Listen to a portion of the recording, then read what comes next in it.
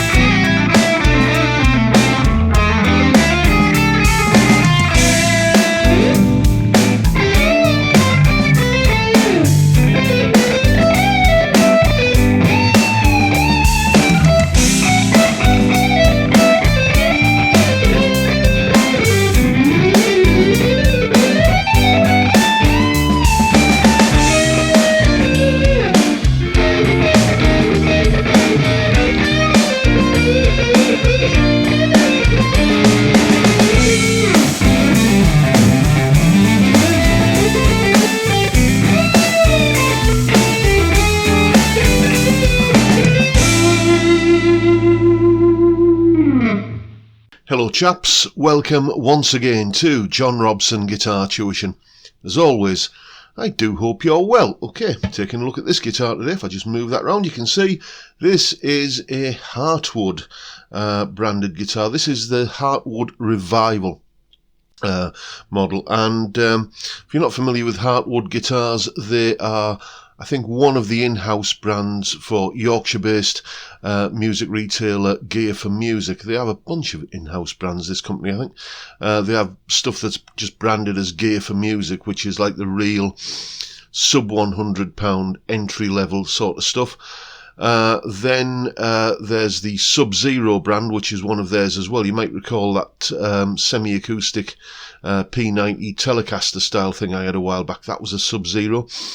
And then Hartwood, and as I say, this is the Hartwood Revival model, and you've just heard how it sounds in that little track at the beginning there. By the way, there is a full tab for that in both Guitar Pro and PDF formats, along with a clip of me playing the solo and the backing track to play along with.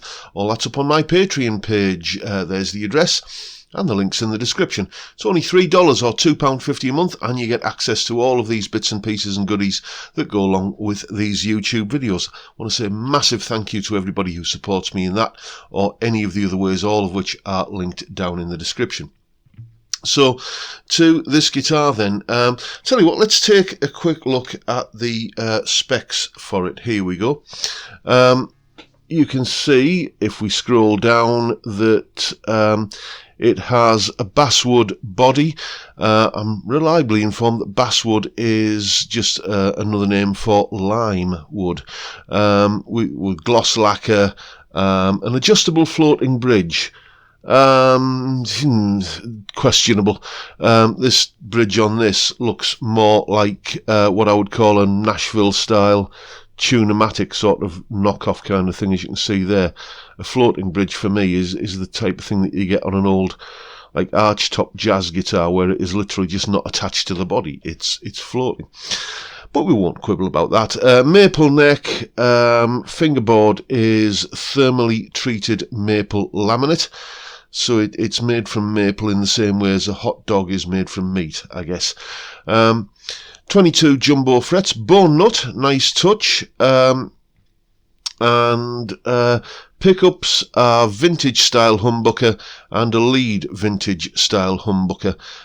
Usual slew of controls, 2 volumes, 2 tones and a 3-way switch, and it's comes strung with a set of 10 to 46 strings, and all in all it makes a nice combination. It's got, despite the fact that, you know, there's no or very little information on the pickups, which means that they will be ceramic magnet pickups.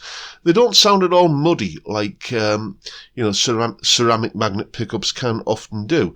This has got plenty of that, you know, top-end sweetness that you associate with this style of guitar. You know, if I just, you know...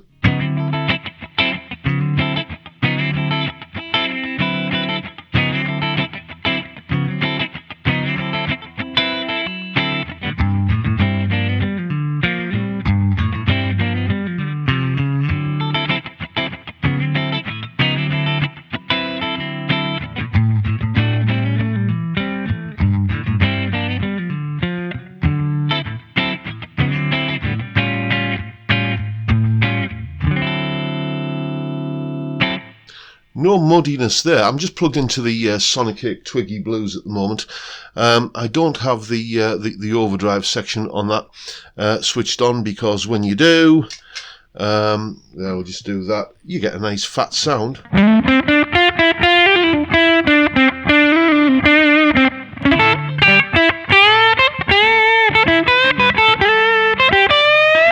As you can tell, it's got, again, that sort of... that characteristic, let's not mince words here, 335 sweetness and bite, but turn the volume controls down and let's go to the turn the right one down.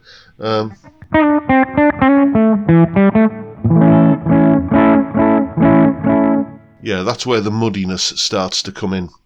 It's, you know, it's obviously not got any kind of treble bleeds or, you know, not the highest quality pots here. These guitars, as you saw on that spec rundown there, cost £229, £230. And, you know, I'm not going to give this guitar a hard time for that sort of price. It's a nice guitar, and for the price you could do a lot worse. Again, I've said in a few of these budget guitar reviews that I've done lately that I just keep getting flashbacks to the kind of awful budget guitars that were around when I was, you know, cutting my teeth as a guitar player in the late 70s and early 80s. And, you know, we live in a different world now. Let's just leave it at that. This is, you know, for the money, it's not a bad guitar. How does it play? Absolutely effortlessly. Again, let me just turn that drive off.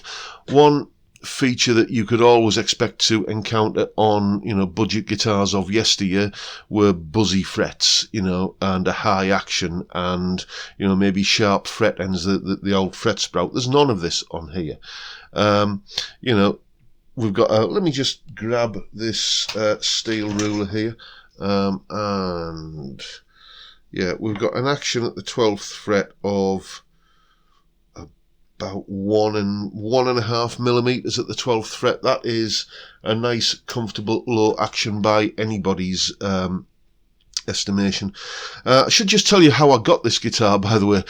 This isn't my guitar. This belonged to one of my students, a chap called Michael, who some of you may have met when we had the little get-together back in August, and he's loaned me a load of guitars recently. That Jerry Donahue Telecaster signature model thing from a few months ago, and the last PRS that I did here, the Custom 2408, that SE, and if you remember, that did a bit of a shootout between my Harley Benton Les Paul copy and his vintage V100.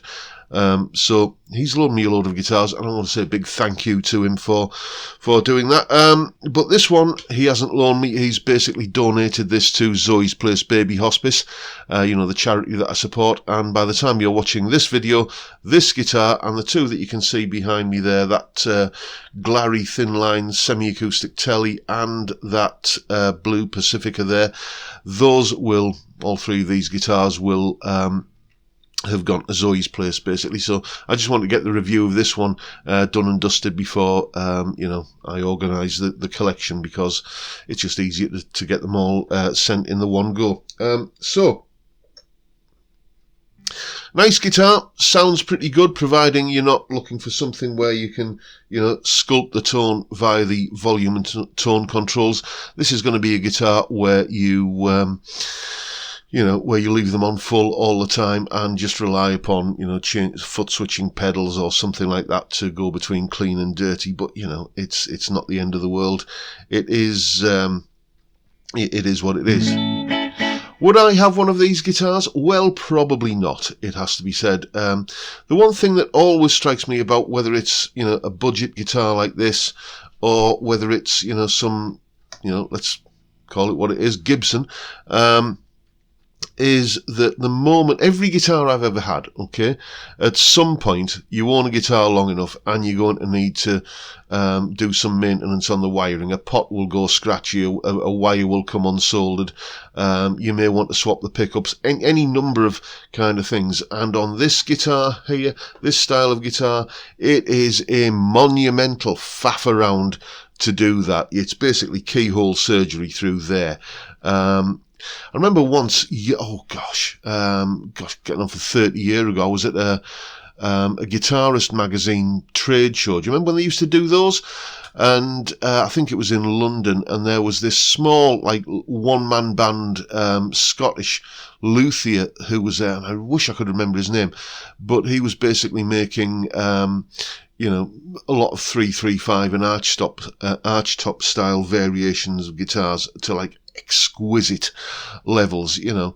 And on all of his guitars, access plate on the back. And I just remember thinking, why don't Gibson do that? I mean, you think of some of the things Gibson have done in recent years, you know, motorised tuning pegs and all of that nonsense. You know, if they want to come up with some innovation that would, you know, make their guitar owners' lives easier, an access plate on the back of a 335, and then maybe other companies will, you know, will follow suit. So that would that always puts me off and makes me a little bit nervous about owning one of these guitars. But if I was, let me just put this down because I need to fiddle with the mouse in a second. If I was going to, you know, have one of this style of guitar, well, I would probably go for one that you've seen me review before, the Harley Benton HB 35 Plus in Cherry.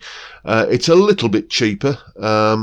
It's the price of, you know, I don't know, a takeaway meal cheaper. But, you know, you're getting a maple body rather than basswood. You're getting, they're calling it a quadruple A-flame maple top. I think that's stretching it a little bit to say that. Let's have a quick look at it. You know, you can see it's got a little bit of figuring in there, and it is only a veneer, obviously. But I just think that looks a nicer guitar, and it's got something more of what you would call the traditional timbers involved, you know, in terms of a maple body. But the big selling point for me is that it has the Roswell Alnico 5 humbuckers. You've got, basically you've got the single coil switching on push-pull pots as well. And I know from experience, because I've owned one of these, that it doesn't immediately turn to mud when you turn the volume controls down. So I think that is perhaps, as a guitar, that perhaps has the edge over this one. But that does not mean that this is a bad guitar. As I say, you know, compared to the budget guitars of yesteryear, this is in a completely different league, and whoever ends up you know, being the new owner of this will have a whale of a time with it, and they'll have a lovely instrument that can, you know, I'd go out and gig with this, you know, providing you weren't playing anything with too much gain, because well, you know, you wouldn't go out and join a Slipknot tribute band with one of these, would you? It would tend to squeal a little bit. But there you go. Yeah, lovely guitar, plays nicely, sounds perfectly acceptable, and you know, gets the job done. The Hartwood Revival model, 229 quid from Gear for Music, and there you have it. Once again, a big thank you to Michael for donating this guitar to Zoe's Place. Zoe's Place Baby Hospice is a charity in Middlesbrough which provides palliative respite and end-of-life care to children under 5 with very serious illnesses, and I'm proud to just do my little bit, and you know, by making these videos and, you know, getting these donations off people to pass on to them, you know, it's every little helps, doesn't it? And that's the video for today, folks. Hope you've enjoyed what you've seen. If that's the case, please hit the subscribe button and the notification bell if you haven't already done so. And why not give me a like while you're at it? And I'll just take this opportunity now to say thank you so much for watching. Thank you for your time. Look after yourselves, folks. Stay well, stay safe, and above all, stay sane. Bye for now.